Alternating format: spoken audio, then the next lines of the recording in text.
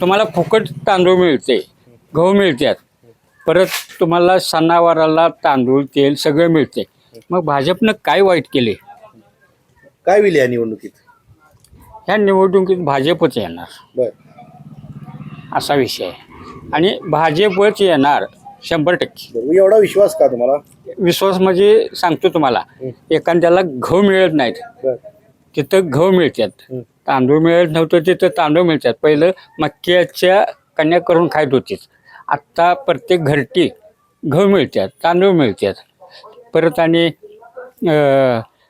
तांदूळ, गहू, परत तेल, डाळ ही सगळी मिळते. त्यामुळं भाजपनं काय वाटोळ केलं एवढं जगानं सांगावं. प्रत्येकजण म्हणतं भाजपनं लय वाटोळ केलं. बरोबर आहे, एका हाताने घ्यायचं आणि एका हाताने काढायचं आहे, बरोबर आहे. ही पुन्हा उद्योगपतींच्या जवळनं काढतात ते, असं माझं म्हणणं आहे. आता तुमचं बजेट नाही हलणार, कारण 28% फक्त 18% GST. मोहिते सुझुकी मध्ये आजच आपली आवडती गाडी बुक करा.